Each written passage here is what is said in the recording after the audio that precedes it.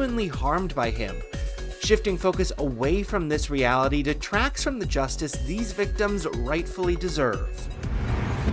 Bieber's questionable connection to Diddy piquing interest online as the rap mogul's indictment for sex trafficking and racketeering charges, which he denies, made headlines. Old clips of the two hanging out while Justin was underage resurfacing. Let's just go get some girls. Let's go hang out some girls. Man after my heart, that's what I'm talking about. We hit him like this, so me and you walking, we hanging out, a little later on the night after the Usher concert. There's also this old Jimmy Kimmel Live segment, adding to fan fears about what might have gone down with Diddy. You got me a Lamborghini. Oh, well, that's nice. I haven't gotten it yet, though. When is that coming, that Lamborghini? We talked about this last He time. had the Lamborghini for a day or two, and he had access to the house, and he knows better than to be talking about the things that he does with Big Brother Puff on national television. Oh, apparently not. Some things, everything ain't for everybody. This all comes as Bieber's followers are worried for him. Flown out to Atlanta by a manager. His name's Scooter Braun.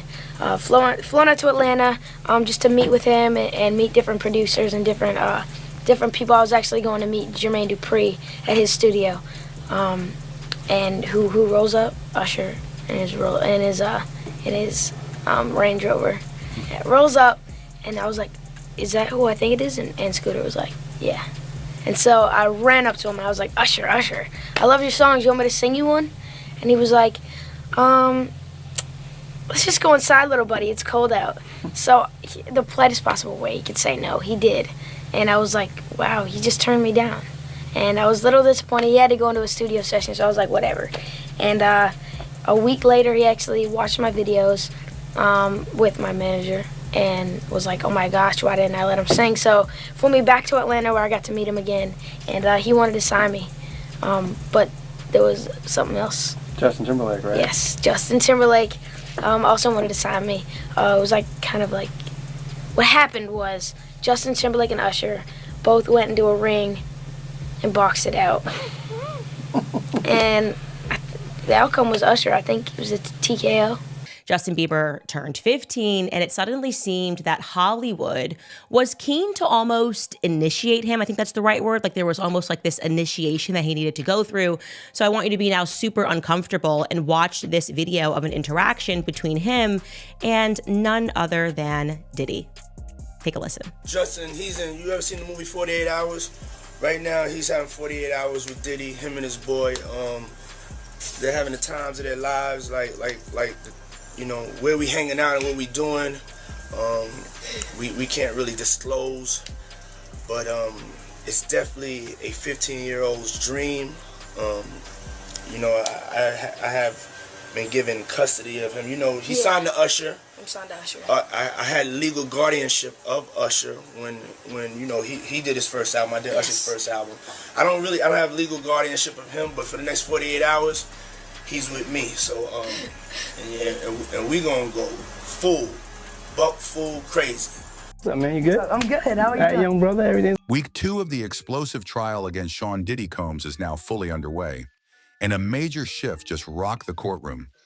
Justin Bieber, one of the biggest names in pop music, and someone who has long been connected to Diddy through the entertainment industry, has officially spoken out.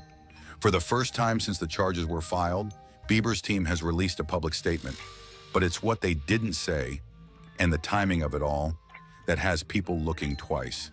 His words are raising serious questions and pointing fingers at the deeper network of powerful players who may have been enabling Diddy behind the scenes. As the courtroom proceedings heat up, prosecutors aren't holding back. They've now submitted a full document listing over 100 names to jurors, names of celebrities, producers, influencers, and executives who were allegedly involved in or had direct knowledge of during Diddy's dark world. This wasn't just about one man committing crimes in isolation. This was a whole system, and now for the first time, that system is being exposed under the bright lights of the justice system. The list reads like a who's who of Hollywood's elite. Dozens of A-listers are named, people we've seen on red carpets, magazine covers, and billion-dollar stages, all being mentioned in this trial as having knowledge of or direct involvement in activities tied to Diddy. Prosecutors believe these individuals helped Diddy keep his secrets buried. In private, many of them may still be backing him. Some are even rumored to be working behind the scenes to get him pardoned should Trump return to office. A shocking twist that's turning this case from a courtroom drama into a full-blown political and cultural reckoning. While fans around the world are standing by Cassie and other alleged victims, Hollywood appears to be splitting down the middle. And Justin's recent statement is one of the clearest signs yet that not everyone is willing to stay silent. According to his team, Justin Bieber was not personally abused by Diddy, but the statement didn't stop there. It went on to say that Justin knew of real, disturbing activity going on behind the scenes, and that he fully supports anyone who chooses to come forward. That one sentence, carefully worded but loaded with implication, speaks volumes, because what Justin didn't say is just as important as what he did. Notice there was no denial that abuse took place, only that he wasn't a victim himself. That silence, especially coming from someone as famous and media-savvy as Bieber, speaks louder than any direct confirmation. It's a clear signal that he believes the victims, that he knows the rumors were more than just rumors, and that he may have seen things that still haunt him. To understand how Justin even ended up in this world, you have to look back. At just 13 years old, Justin was discovered by Usher and signed to LaFace Records. On paper, Usher was his mentor, the one who would guide him to stardom. But in reality, it was Diddy who quickly gained control. Diddy wasn't his manager, wasn't his label head, and had no formal role in shaping his music career. So why was he suddenly so involved in Justin's life? Why was he constantly around, hosting parties, traveling with him, and influencing who he met? According to insider reports, Diddy saw Justin as a valuable asset, not just for music, but for influence, connections, and perhaps more disturbing purposes. There have long been whispers that Justin was being passed around in high-profile circles, placed in uncomfortable and inappropriate situations by the very people who were supposed to protect him. There's footage from those years, parties, interviews, backstage clips, where Justin appears visibly uncomfortable in Diddy's presence. What seemed like awkward teen behavior back then now looks a lot more like quiet distress. Years later, Justin would go on to say that Usher's involvement in his life actually did more harm than good. He didn't go into graphic detail, but many now believe that Justin blames Usher for handing him over to Diddy and opening the door to those early traumas.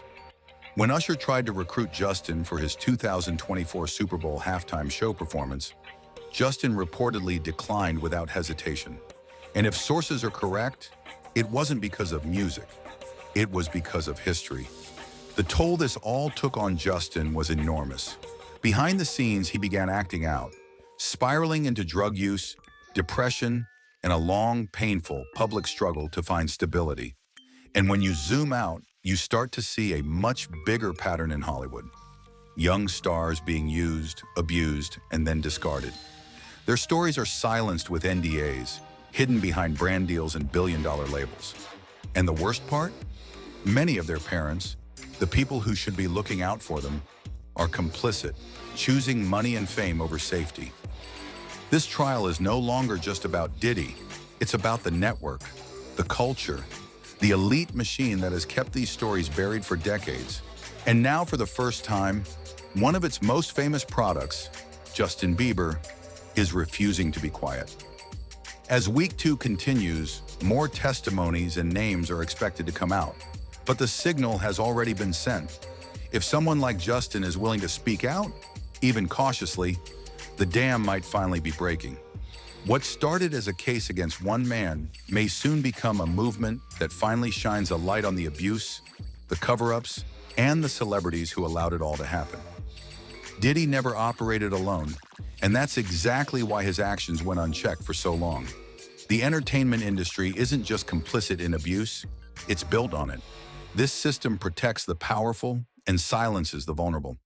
Behind every predator is a network of enablers, handlers, and executives who look the other way or actively participate in the cover-up.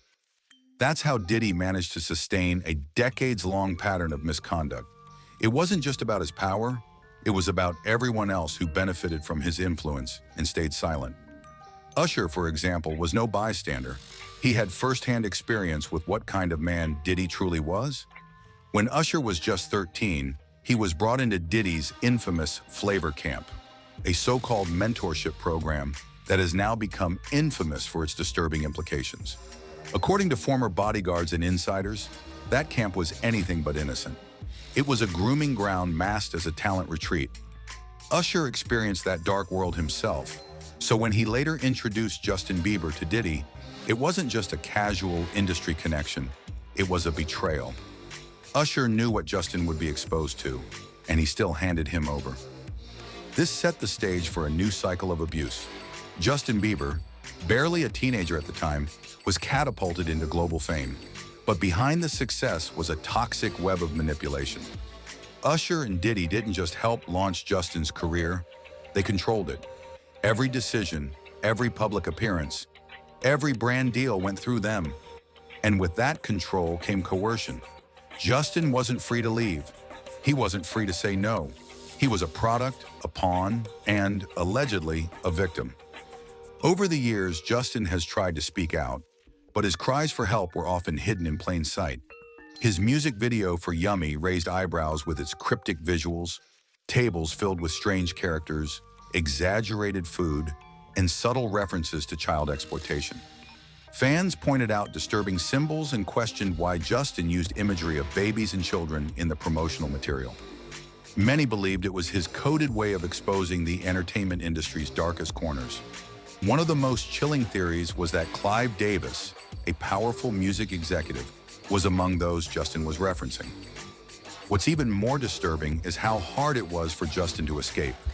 Every time he tried to distance himself from Diddy, something pulled him back. The industry has a way of tightening its grip when someone tries to break free.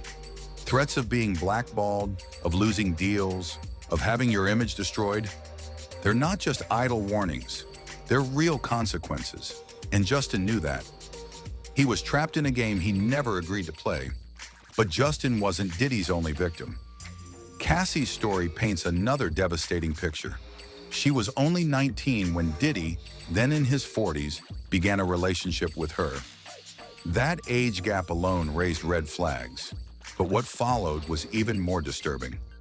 According to Cassie, Diddy groomed her, emotionally, psychologically, and physically. The power imbalance was extreme.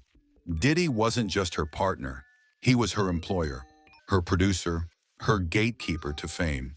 And he used that leverage to exert control over every aspect of her life. After Cassie testified, she released a statement saying that the more she remembers, the more it hurts. Her trauma, like Justin's, didn't end when she escaped. It lingers. But she's found strength in speaking out. She's taking back her narrative, and in doing so, giving courage to others who were silenced for too long. She's not alone in coming forward.